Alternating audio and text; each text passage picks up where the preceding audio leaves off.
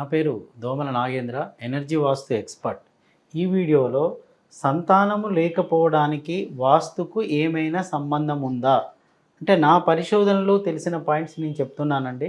అంటే మెడికల్ పరంగా ఏ ప్రాబ్లం లేదు, they are fit according to medical. మగ ఆడకు ఎలాంటి ప్రాబ్లం లేదు, కానీ సంతానం కావడం లేదు. అంటే వాస్తు పరంగా ఉన్న దోషం ఏంటి అంటే నా అనుభవంలో నేను పరిశీలించి చెప్తూ ఉన్నానండి. సో ఇక్కడ నెంబర్ వన్ ఎక్కడ కనబడింది అంటే ఉత్తర వాయుంలో దోషం కనబడిందండి. ఉత్తర వాయుంలో దోషం ఉంటే ఏంటి, లాంగ్ టర్మ్ సఫరింగ్. నేను చాలా ఇళ్లలో చూశాను. రీసెంట్గా వెళ్ళిన ప్లేస్లో నేను గమనించింది ఎలా ఉంది చూడండి. మీరు ఇక్కడ ఉత్తర వాయుంలో దోషం అంటే ఉత్తర వాయుం ఇలా కట్ అయిపోయిందండి, ఇలా కట్ అయిపోయింది. కాంపౌండ్లో ఉత్తర వాయుం కట్ అయిపోయింది. సో అతనితో ఏమన్నాను అంటే నేను, మీరు లాంగ్ టర్మ్ సఫరింగ్ జోన్లో ఉన్నారండి, దీర్ఘకాలికంగా బాధపడుతూ ఉండే అవకాశం మీ ఇంటికి ఉంది అని చెప్పాను. మళ్ళీ ఏమన్నానంటే అది డబ్బుకు సంబంధించింది కాదు అన్నాను. ఇప్పుడు మీరు ఒకరికి ₹1,00,000 ఇవ్వాలి, రోజు మీకు ఫోన్ చేస్తున్నారు, మీరు 1,00,000 అతనికి ఇచ్చేస్తే ఫోన్ చేయడం ఆగిపోతుంది. కానీ ఇది అలాంటి సమస్య కాదు అని చెప్పాను.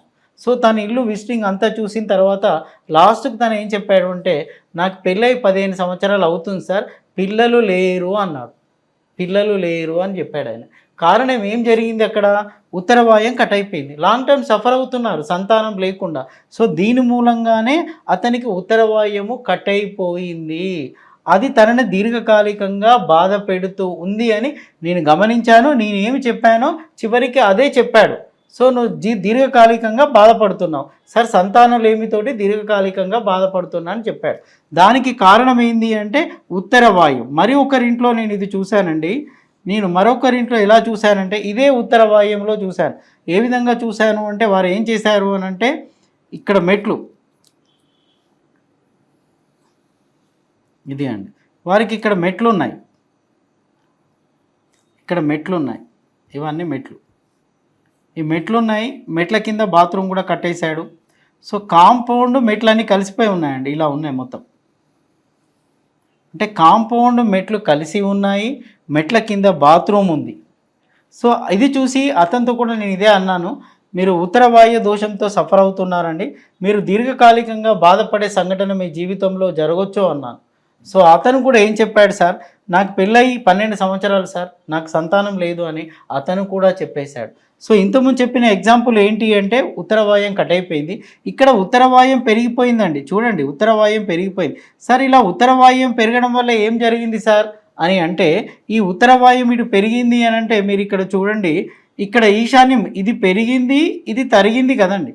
ఇక్కడ ఈశాన్యము తగ్గిపోయింది, ఇక్కడ ఈశాన్యము తగ్గింది, ఉత్తర వాయుం పెరిగింది.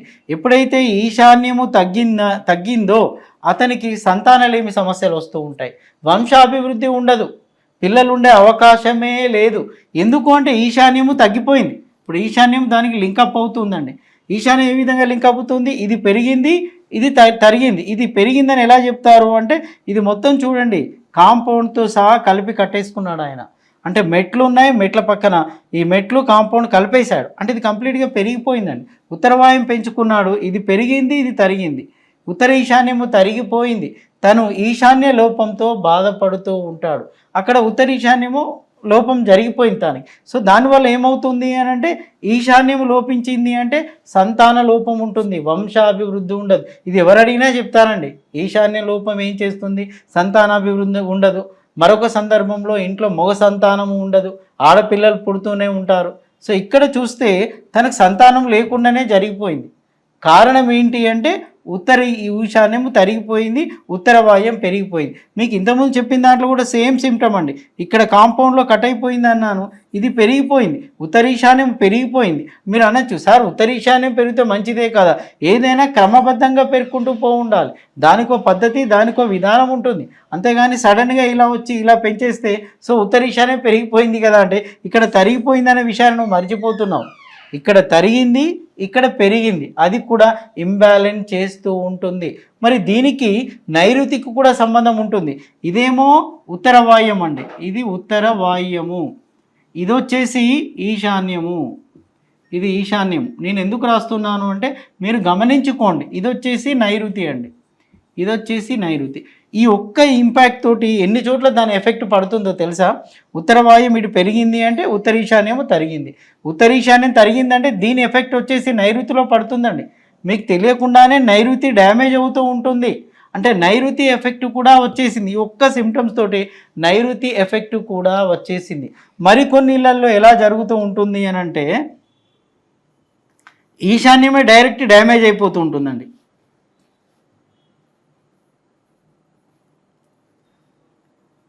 ఈశాన్యమే డ్యామేజ్ అవుతూ ఉంటుంది. అంటే ఈశాన్యం ఇలా డ్యామేజ్ అవుతుంది కాంపౌండ్లో.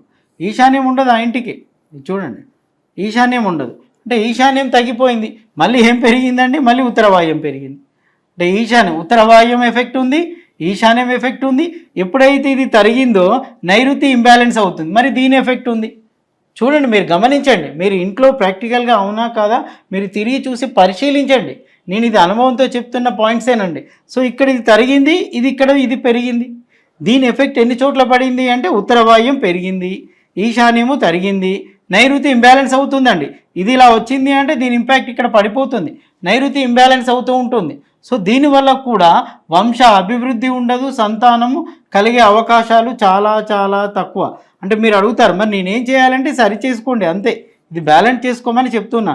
మరికొన్ని సందర్భాల్లో ఏం చేస్తారు, ఇది బయట కాకుండా ఇంట్లో కూడా ఈశాన్యం కట్ చేసుకుంటారండి. ఇక్కడ కూడా ఈశాన్యం కట్ అవుతుంది, ఇది కూడా ఈశాన్యం కటింగ్ అవుతుంది ఇంట్లో కూడా.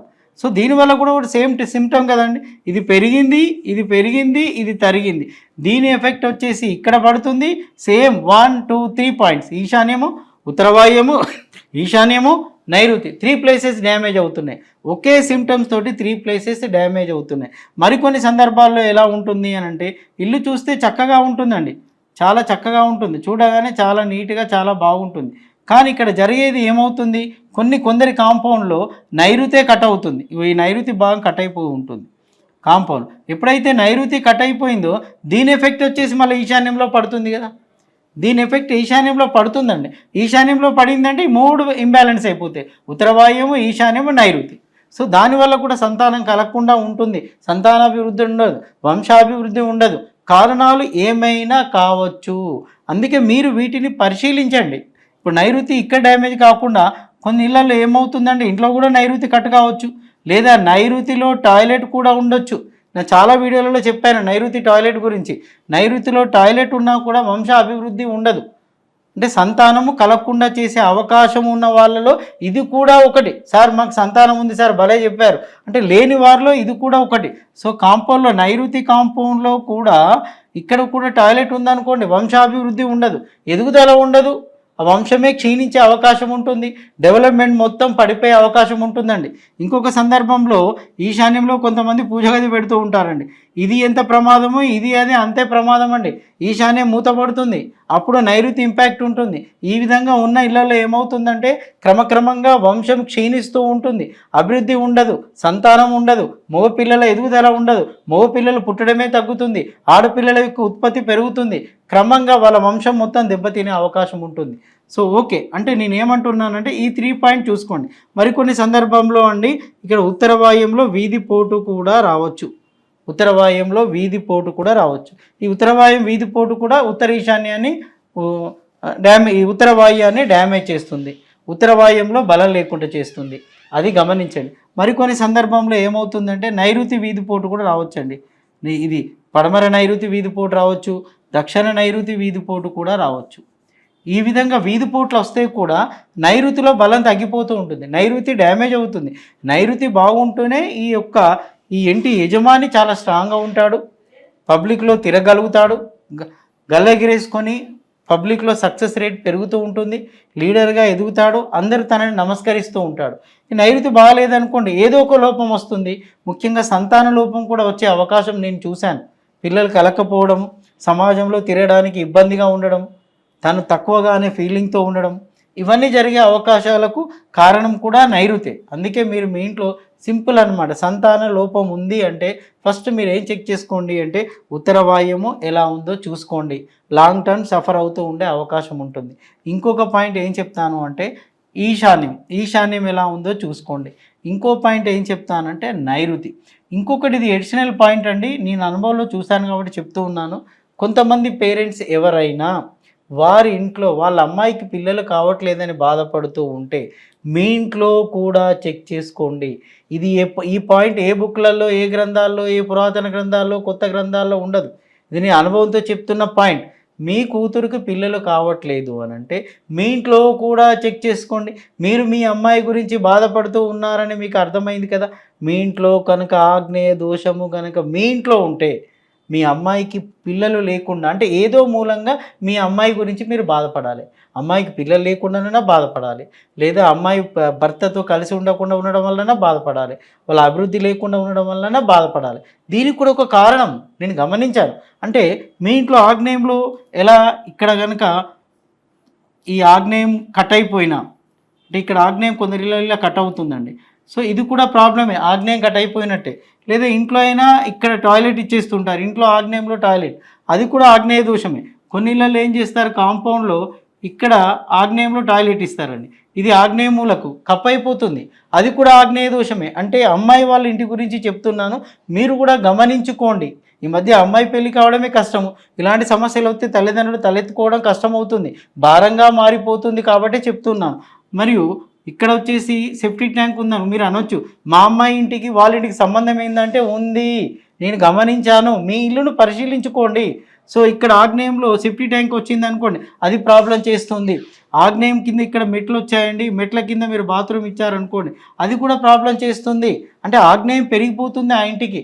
సో ఇక్కడి నుంచి మళ్ళీ కాంపౌండ్ ఇలా వచ్చిపోయింది అనుకోండి అది కూడా ఆగ్నేయం పెరిగిపోతుంది. ఇక్కడ తూర్పాగ్నేయం వీధిపోటు ఉందనుకోండి అది కూడా ఆగ్నేయము పెరిగిపోతుంది. ఈ పాయింట్ ఎడిషనల్ పాయింట్ అండి. ఈ 3 పాయింట్లు మీ ఇంట్లో ఉన్న చూసుకున్న తర్వాత మీకున్న మీ అమ్మగారింట్లో కనుక అంటే ఇంటి యజమానురాలికి చెప్తున్నాను. మీ తల్లిగారింట్లో కనుక ఆగ్నేయంలో ఏమైనా దోషం ఉందో చూసుకోండి. ఎందుకంటే నేను ఇవన్నీ చూసి సెట్ చేసిన తర్వాత చాలా మంచి ఫలితాలు వచ్చాయండి. సో నేను గొప్ప చెప్పుకోవడం కాదు.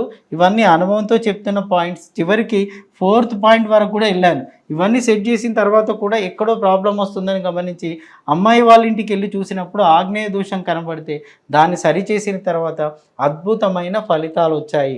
దీనికోసం ఏ వాస్తు వ్యక్తిని పిలిచి చూపించుకోవాల్సిన అవసరం లేదండి. ఇంక్లూడింగ్ మీ నాకు కూడా కాల్ చేయాల్సిన అవసరము లేదు. మీరు ఇవన్నీ పరిశీలించుకొని ఈ పొరపాట్లు లేకుండా చూసుకోవడం వల్ల మీరు మీ వంశాభివృద్ధి ఉంటుంది. మీ సంతానం కలిగే అవకాశం ఉంటుంది. ఈ మార్పులు లేకుండా మీరు గ్రహించినప్పుడు సక్సెస్ రేట్ సాధిస్తారని చెప్పి నేను ఆశిస్తున్నాను. కట్ చేసి